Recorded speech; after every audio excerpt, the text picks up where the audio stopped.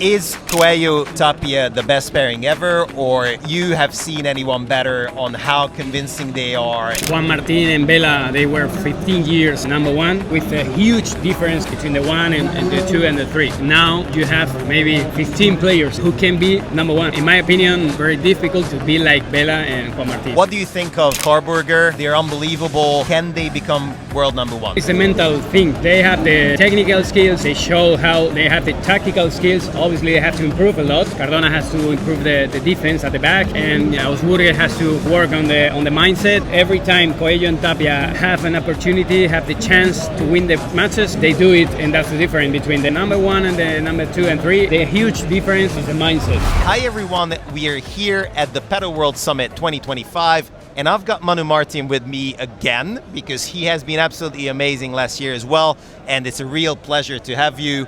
Welcome. What are you up to? We are in the Greenset booth, and what's your connection to Greenset? Well, first of all, thank you so much for being here one more time. Well, we are in Barcelona right now, and we're testing the new, Greenset court, and it's kind of Wimbledon tennis court. We're having a nice time, a good time, and enjoying because we have been on court testing the carpet. And also the rackets, because I have been playing with the tennis racket, with the pickleball racket, also of course the padel racket. And it was interesting, different. Yeah, because I wanted to pick your brain on obviously pickleball as well, because I think it is gaining a lot of traction, a lot of ground. I had a chat yesterday with Mauri, and he was saying that he doesn't really feel like it's different because of the sound, because of how it plays. What do you think? Have you tried? Obviously now you play with it, but have you actually tried pickleball? Yeah, as you said, it's different, but different doesn't mean that it's bad. I think that in the racket world, for people who love the rackets, I think that it's some space for everyone, and there is some, according to the culture or the location. Some people like the pickleball, and here in Spain, it's growing up. Obviously, it's not so fast as, for example, padel, because padel here is very, very big, as is pickleball in the US, of course. But I think it's interesting, and some people will never play padel, and maybe because of the tennis mindset, I don't know why, but tennis players, the old school tennis player, maybe are thinking about switching into pickleball, but they don't feel that padel is a good sport. So I think it's good because anyway they're doing sport, and they're doing something good for their health. Yeah. So that's in my opinion, because I'm a sport lover, this is what we have to do in this society. I've seen lately that you've been focusing on other aspects, because like last year when we spoke, you were really focusing on your Instagram page and obviously doing a lot of content. But now I've seen that you are actually on the Premier Padel Tour as well. Tell me about how that came about. Obviously, I know that you're a great player, great coach. How did you end up with a professional team? Well, the thing is, I have been involved for 20 years in the pro tour, circuit. And I have been number one.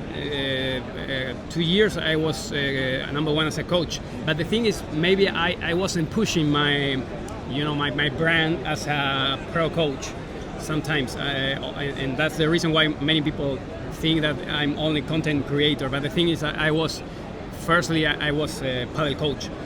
The thing is, obviously, I'm growing up, I'm getting older, and I think I have to think about something else than be traveling.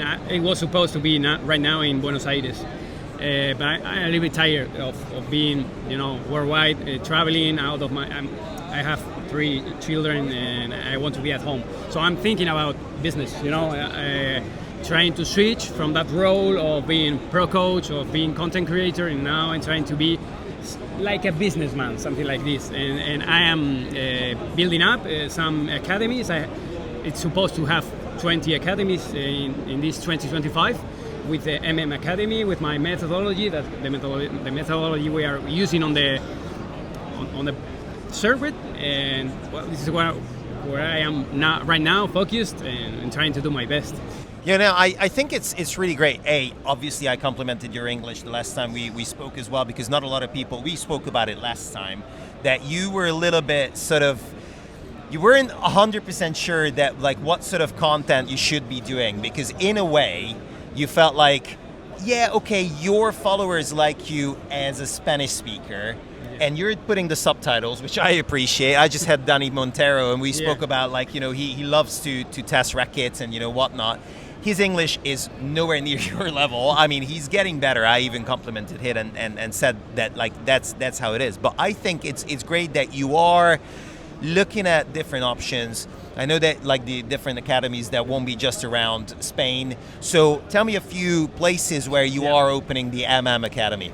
No, we are worldwide, and the thing when I told you last year about not creating content in English, the thing is, I don't know the word in English. We say coste de oportunidad, no? It's opportunity cost. I don't know if that's the perfect translation, but I don't have the time to be creating the video and the content in Spanish and in English. And at the end, there are different communities and different avatars. So, well, I have the AI, and now every time, right now, if I want in my company, I can create one content in Spanish, and in the very first moment we have in 20 languages. So now it's easier. The thing is, maybe with the social media is different, because we have to create a new profile and grow it up, and well, it's different. So right now it's worldwide. MM Academy is worldwide. We have all the languages on it, and well, this is something that future or artificial intelligence allows us to spread Padel and spread our knowledge. I know how to speak English, but I don't know how to speak Morocco or Chinese, and this is very powerful because Chinese people, they don't like to speak English. They want Mandarin Chinese, and this is something we can do it right now. It's very cheap and it's very fast. So this is the perfect timing we were waiting for to spread Padel worldwide, and I think that this is going to push it definitely in this 2025. I have a few questions before I let you go. Some quick fire questions about Premier Padel, because obviously you're following it really, really closely. What do you think, how long will it take before someone outside of Argentina and Spain will become a major factor? So how many years? Is Portugal really far away? Is France, is Italy really far away? What needs to happen differently in the professional padel world to have some other players outside of obviously Spain and Argentina to become the best? This is the most common question when we go out of Spain. The thing is, we need a program, you know, in tennis, the ITF program, play and stay, and when you grow up and you follow the children from the 4 years old until 20 years old, like Paquito, like Tapia, all that guys, all of that group of new players, they grow up, they were born in padel. For example, Paquito, where he was coming a little bit from tennis, but you know, it's different now. All that kind of players, they have they grown up knowing about padel, and this what you need in Sweden, in Italy, people from padel, not switching from tennis because they are retired, they're not good enough to be tennis players, and then you go to padel. So it's about time. I don't know if it's 3, 4, or 5, but it depends on our knowledge, because we know how to create and develop a number one. But we have to put that all that knowledge on the 4 years old and create a program and create a methodology to grow up the new talents. And this is what we are working on the academies. Not only me with the MM Academy. I know definitely we all are looking for the new talents. Maybe 3, 4, 5 years, but I think Portugal, Italy, Sweden, France, USA will be for sure, but they don't have the focus right now. But it's going to happen. This is something that will happen, and we need the new heroes in different locations. Controversial take, but I want to pick your brain on it. Is Coelho Tapia the best pairing ever, or you have seen anyone better on how convincing they are ever on the Premier Padel circuit? Well, no, they're not. Juan Martin and Bela, they were 15 years number one, and number one, and with a huge difference between the one and the two and the three. The issue or the difference is now you have, I don't know, maybe 15 players who can be number one. You see them and you say, okay, you can be number one. They have all the ingredients and all the potential to be the number one. Maybe, obviously, 20 years ago it wasn't the same. But anyway, I think that they are the number one, and there is a difference between the one and the two and the three. So maybe it will be the same during the 2025, and let's see, 2026. But in my opinion, it's very difficult to be like Bela and Juan Martin. Yeah. Okay. And last question. What do you think of Karburger, Leo Augsburger, and Cardona? They're unbelievable. Can they become world number one? And will they stay together? That's also another question. Or will Cardona end up with Galan maybe? What do you think? They can because now it's the mental thing what is involved. They have the technical skills. They show how they have the tactical skills. Obviously, they have to improve a lot. Cardona has to improve the defense at the back, and Augsburger has to work on the mindset.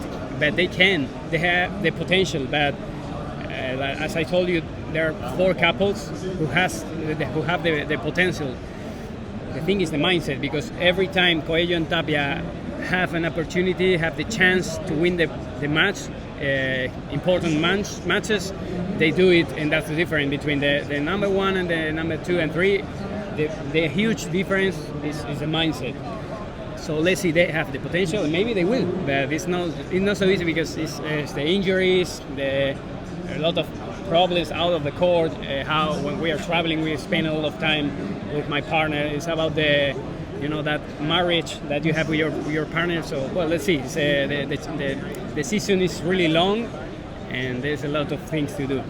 Manu, you're a star. Thank you very much for coming. Check out his YouTube and everything channel, because Manu Martin is the real GOAT of paddle coaching.